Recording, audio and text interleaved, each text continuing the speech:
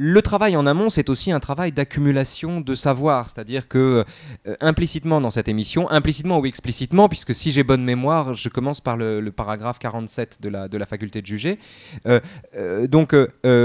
l'idée que Homère peut pas expliquer comment il a écrit l'Odyssée alors que Newton, lui, y parvient.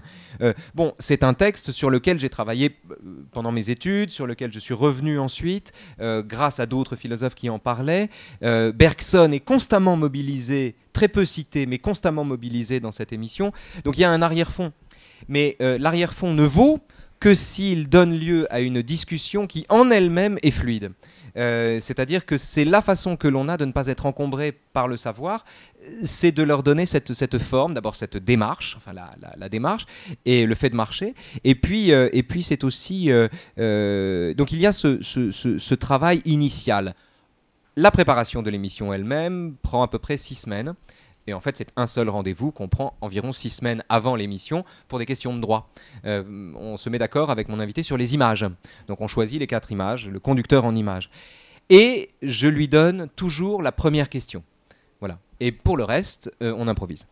C'est-à-dire que l'idée du bonus au départ est venue du fait que comme on voulait absolument que l'émission fût un plan séquence, il y avait toujours ce problème évidemment face à un invité qui n'a pas l'habitude de la télévision ou qui peut être hanté par tout ce qu'il a envie de dire devant une image. Eh bien il y avait l'idée de lui proposer tout simplement de ne pas y penser puisqu'il avait la ressource à la fin de l'émission de revenir sur ce qu'il a dit ou sur ce qu'il n'a pas dit et d'énoncer ses regrets. Et en fait, à mesure qu'on les a pratiqués, les bonus, et qu'on a joué le jeu de l'informel, parce que c'est un jeu aussi, hein, c'est une mise en scène aussi, mais c'est une mise en scène de l'absence de mise en scène, c'est-à-dire qu'on discute comme on parle. Quand, pour vous donner un exemple, Paul Clavier, je le tutoie dans le civil, eh bien, je le tutoie dans le bonus. Donc on change vraiment de registre, on est parfois plus péremptoire, on énonce des regrets, il arrive qu'on s'engueule, et au fond c'est devenu une émission bis. C'est devenu une émission bis filmée par une toute petite caméra, par le téléphone portable de mon réalisateur Philippe Truffaut, le bien nommé.